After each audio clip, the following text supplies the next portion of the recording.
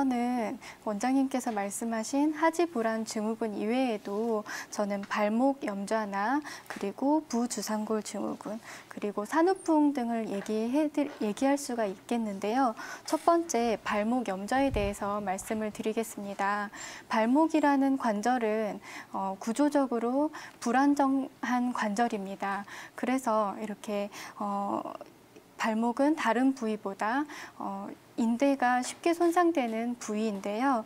자주 접질리게 되면은 인대가 계속 염증이 생기고 이로 인해서 시림 증상이 계속되게 됩니다. 네, 원장님 그렇다면 이렇게 발목이 접질렸을 경우 병원에 바로 가지 못하는 경우도 있잖아요. 이럴 땐 응급처치가 필요할 것 같은데 어떤 응급처치가 좋을까요? 네, 우선은 발목을 접질렸을 때 2, 3일 정도의 급성기에는 차가운 냉찜질을 하시는 것이 좋습니다.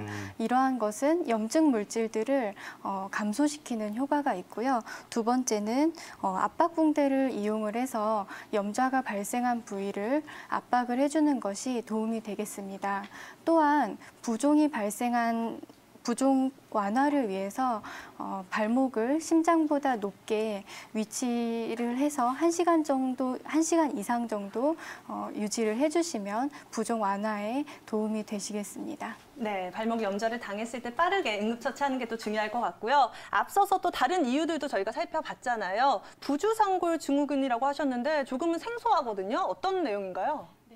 부주상골 증후군이라는 것은 우선은 발목의 구조를 보면은 부주상골이라는 뼈에 대해서 알 수 있을 것 같은데요. 안쪽에 복사뼈 밑에 있는 뼈를 부주상골이라고 합니다. 부주상골 증후군이라는 것은 이제 부주상골이 제대로 뼈가 붙지 못해서 생기는 증후군을 말하는데요. 대부분 13세에서 15세 사이의 청소년들에게서 많이 발병을 합니다. 그래서 이런 증상이 나타났을 때 이제 약물 치료나 그리고 그 아치를 만들어주는 치료를 병행을 하시면 도움이 되겠습니다. 네, 또 이 밖에 다양한 원인들이 있겠지만 산후풍을 원인으로 꼽는 분들도 계시잖아요. 네. 산후풍과 이 시림 증상 어떤 연관관계가 있는 건가요? 네, 여성분들이 임신과 출산을 하시고 나서 발목에 시림 증상을 많이 호소하는 경우가 있습니다. 그렇죠. 네, 그런 경우를 말씀을 드리고 싶은데요. 이제 발목이라는 것은 한의학적으로 신이랑 연관이 됩니다. 신이라는 것은 우리가 알고 있는 신장의 기능, 그러니까 소변을 만들어내는 기능 이외에도 한의학적으로는 자궁이나 난소와 같은 생식 기능을 포함하고 있습니다. 그래서 이 발목에는 신장의 기능과 관련된 혈자리가 있는데요. 예를 들면 태계나 부류와 같은 혈자리들이 있어요. 네. 그래서 이 혈자리들의 이 여성이 임신과 출산 후에 자궁이 자극이 되면은 이제 태계나 부류 그리고 사문교와 같은 혈자리에 시림 증상이 나타나게 됩니다. 그래서 이러한 증상이 나타나게 되는데 사문교라는 혈자리는 산부인과 질환을 진단하고 치료하는 혈자리가 됩니다. 그래서 이제 평소에도 사문교라는 혈자리를 끝이 뭉툭한 막대기나 이런 것들로 자극을 해주시는 것이 도움이 되시겠습니다. 또한 산후에 이제 발목 시림 증상을 호소하는 경우가 한 가지 더 있는데요. 네. 이제 갑작스러운 체중 증가가 있어요. 임신 후에는 이제 갑작스럽게 10kg 정도의 체중 증가가 있게 되고 이 발목에 갑작스러운 체중부하가 걸리게 되면은 이제 그런 발목 시림 증상을 호소하게 되는데요. 이제 치료는 발목 신의 기능을 도와주는 그런 한약 치료나 침 치료 그리고 뜸 치료가 도움이 되시겠습니다. 네, 그런데 이렇게 임신을 한 후에는 체중이 대부분 많은 분들이 늘어나게 되잖아요. 그러면은 출산을 하고 난 후에는 좀 체중을 감소시키는 게 이런 실임 증상에도 좋은 영향을 줄 수 있겠네요. 네, 출산 후에는 산후보약을 통해서 이제 신의 기능을 도와주고 그리고 이제 부종을 감소시키는 치료가 발목 시림 증상에도 도움이 되겠습니다.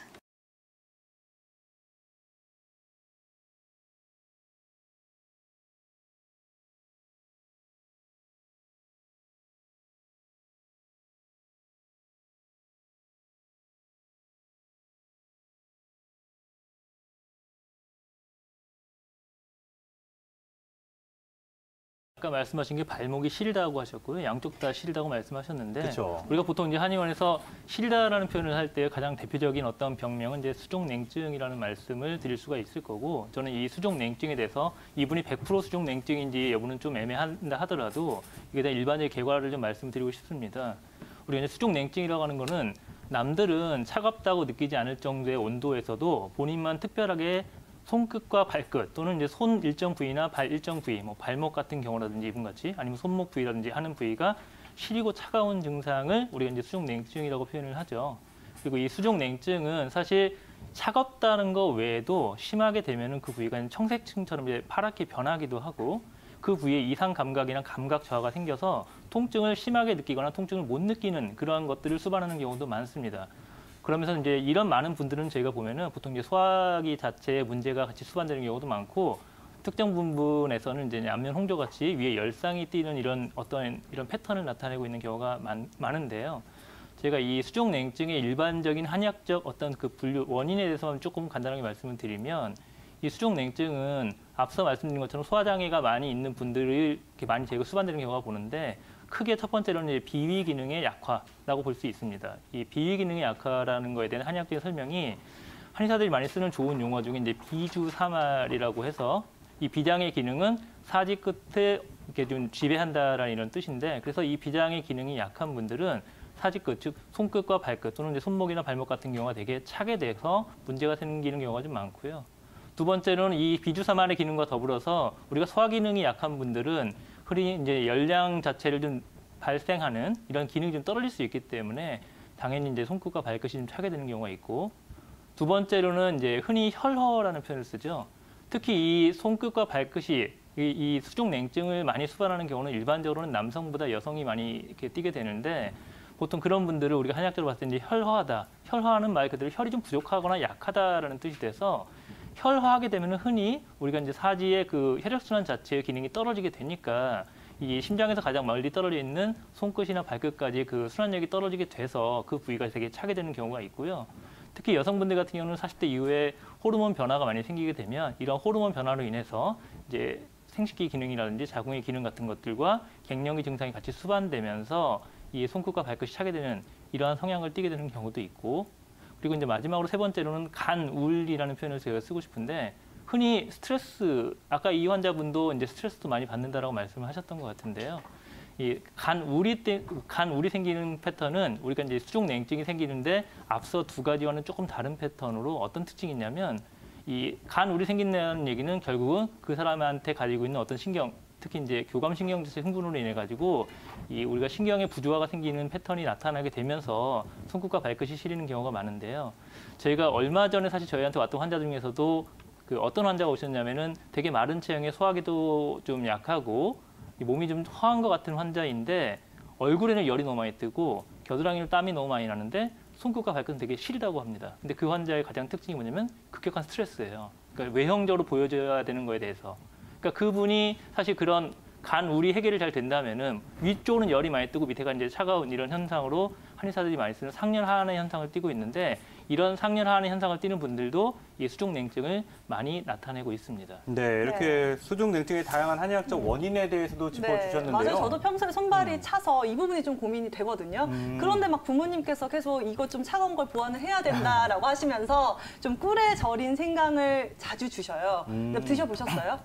생강차를 네, 꿀에 맞아요. 넣어서요. 네. 그렇죠. 저는 좀 매워가지고 안 먹으려고 하는데 막상 먹어보면 몸이 좀 뜨거워지는 게 느껴지거든요, 원장님. 예. 실제로 생강이 몸에 좀 도움이 되는 건가요? 그러니까 생강이라고 하는 게 이제 되게 좀 열성이 있는 뜨거운 성질의 이제 한약재이면서도 식품으로 쓰이고 있고 한의원에서는 이 생강을 말린 약을 이제 건강이라고 해서 네. 이제 많은 우리가 이제 몸이 찬 사람들 또는 이제 혈어한 사람들한테 활용하고 있는 온리약의 일종인데요. 다만 이 생강의 그리고 이제 건강의 단점은 뭐냐면 아까 빙하 아나운서께서 말씀하신 것처럼 사실 쓰다기보다는 맵습니다, 되게.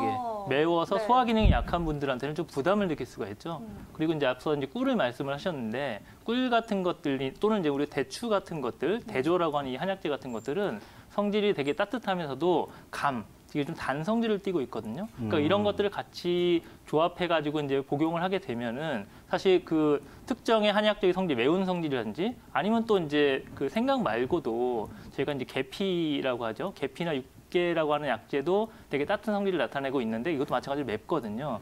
이 매운 약재들은 이 그러니까 꿀이나 그런 꿀 같은 이렇게 지금 대추 같은 게 달달한 약재와 같이 성질을 섞어서 쓰면은 좀 먹기 힘든 그런 것들을 좀 완화시키면서 좀 몸도 되게 따뜻하게 할 수 있고요. 더군다나 이 단 성질의 그 꿀이나 대추 같은 것들은 근육을 약간 이완시켜주는, 이게 서근시켜준다라고 해서 그런 성질을 같이 나타낼 수 있기 때문에 말초 혈액순환에도 많은 도움이 될 수 있습니다. 네, 부모님이 챙겨주실 때 자주자주 잘 먹어야 될 것 같은데요. 자, 여러분들도 이렇게 저희가 관련된 내용 보내드렸잖아요. 발목 시림 증상을 통해서 우리 시청자님들랑 이야기를 나눠봤는데 뭐 다양한 원인이 될 수 있는 증상을 저희가 살펴봤죠. 그렇죠. 네. 이렇게 다양한 원인들도 잘 짚어보면 좋을 것 같은데 또 수중냉증을 마지막으로 얘기를 했었는데 우리 나리 어머니께서 이렇게 생강차로 많이 주신다고 하셨잖아요. 네. 근데 이런 거를 못 드시는 분들도 굉장히 많을 것 같아요. 맞아요. 이런 분들은 다른 생활관리법들이 좀 필요할 것 같은데 염창섭 원장님, 평상시 어떻게 생활관리를 해야지 수중냉증을 좀 이렇게 완화시킬 수 있을까요? 그러니까 저희가 앞서서 이제 수족냉증의 원인에 대해서 한약적인 분류도 말씀을 드렸고 흔히 이제 우리가 수족냉증이 생기는 가장 많은 분들은 몸의 기초 대사력이 좀 떨어지고 혈액순환이 좀 안 되는 경우가 많으니까요. 혈액순환을 잘 될 수 있는 방법으로 어떤 생활관리를 하면 될 텐데 가장 기초적으로 나타나는 것들은 이제 규칙적인 운동을 하셔야 되겠죠. 많은 분들이 사실 운동량이 되게 부족하고 네. 시간이 부족하시기 때문에 혈행순환이 잘 안 되는 경우가 있으니까 운동을 좀 하시는 게 좋을 거고요. 그다음에 이제 두 번째로는 우리가 앞서 그 환자분한테도 조윤철 원장님 말씀하셨는데 이제 그 냉온욕을 같이 하는 것도 좋겠지만 일반적으로는 이제 반신욕이라든지 아니면 족욕 같은 그런 그 방법을 해서 저희가 보통 권해드리는 게 이 반신욕은 보통 한 15분에서 30분, 네. 족욕은 적어도 20분 이상은 온도는 물론 본인이 너무 이렇게 화상을 입을 정도까지는 아니겠지만 제가 권해드리는 온도가 보통 32도에서 38도 정도까지의 온도를 맞춰서 그 족욕이나 반신욕을 해주시는 것도 좋을 것 같고요. 그 다음에 복식호흡이라고 하는 게 복식호흡을 하게 되면 우리가 혈액순환이 안 된다는 거는 결국 기혈순환이 안 된다는 얘기가 되고 이 기혈순환을 할 때 가장 좋은 방법은 복식호흡입니다. 그래서 복식호흡을 하면 횡격막의 운동도 도움이 되면서 몸의 전체적인 순환도 되고 기운이 많이 돌기 때문에 이 사지 말초까지 따뜻하게 할 수 있는 데 도움이 될 수 있을 거고요. 그다음에 저희가 이제 음식물 중에 물론 앞서 말씀드렸던 뭐 생강이나 계피나 이런 것들을 잘 복용하시는 것도 좋겠지만 성질 자체가 되게 찬 음식들이 많거든요. 그러니까 그런 음식을 많이 섭취를 하면 수족냉증이 있는 분들한테 도움이 되지 않겠죠. 그래서 뭐 돼지고기라든지 녹두라든지 밀가루 음식이 많은 거 그리고 또 이런 분들은 소화기력이 약하기 때문에 기름진 음식이라든지 인스턴트 음식 같은 거는 당연히 많이 줄이셔가지고 섭취하시는 게 좋을 것 같습니다. 네, 뭐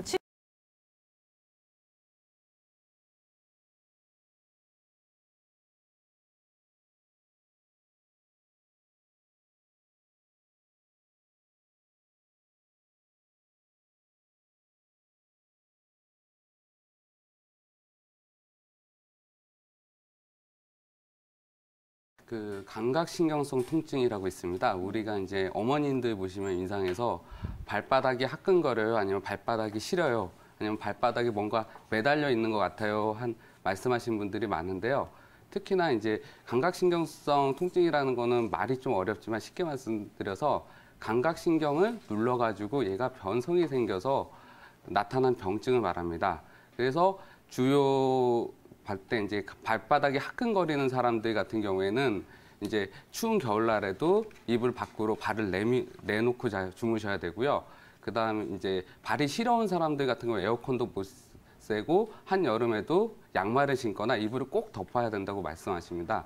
아니면 이제 이상 감각으로 뭐가 발바닥에 묻은 것 같이 뭔가 매달린 것 같다 그러고 껌딱지가 하나 붙은 것 같다고 말씀하시는데 그런 분들 같은 경우는 이제 양말을 신는 거나 이런 것도 답답해 하셔서 이거를 벗으려고 하고 발바닥을 털려고 합니다.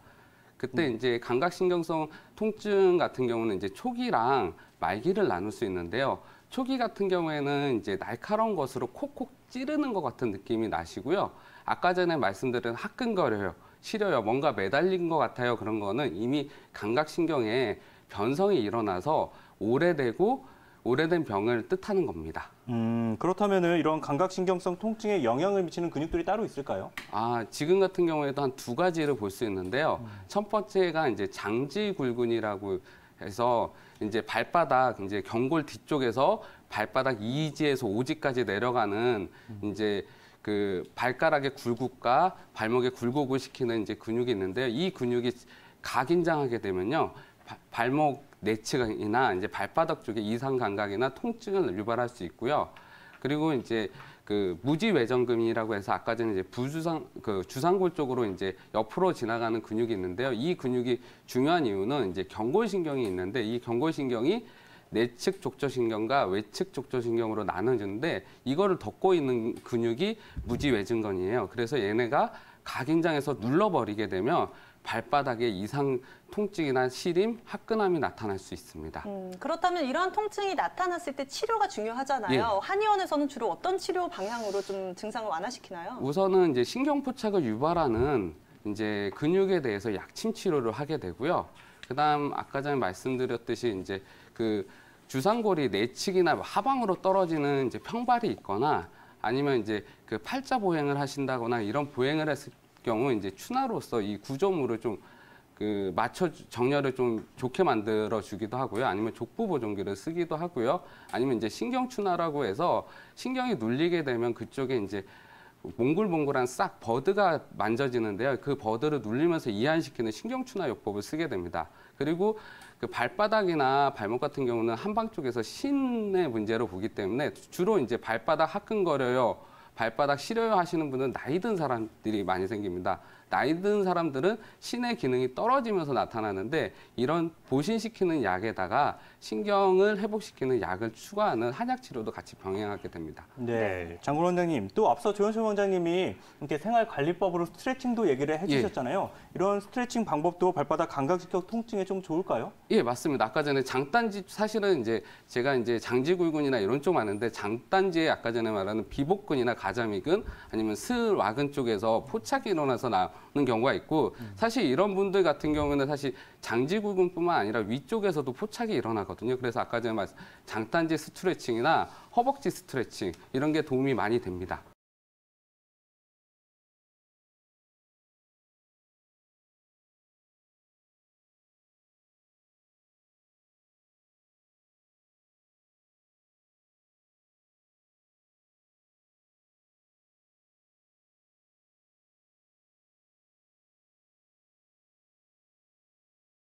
예, 어머니 혹시 발목을 전에 다친 적이 있으신가요?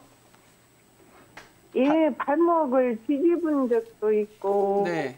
그 무릎을 수술한 적도 있고 그래요. 발목하고 무릎을 수술하셨고요. 허리는 괜찮으신가요? 예, 허리는 괜찮으시고요. 예. 어머니 발이 시리는 느낌이라든지 이렇게 불편한 느낌이 가만히 쉬고 있을 때 좀 더 심해지신가요? 아니면 걷거나 움직일 때 점점 더 심해지시나요?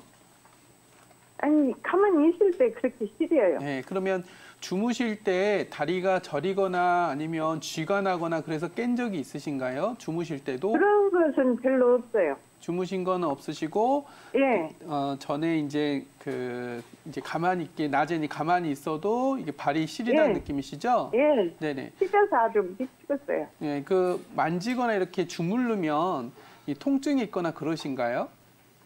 그러지는 않아요. 그러진 않으시고요. 예, 어머니 지금 드시는 양약이 있으신가요? 혈압이라든지 당뇨라든지 콜레스테롤이라든지.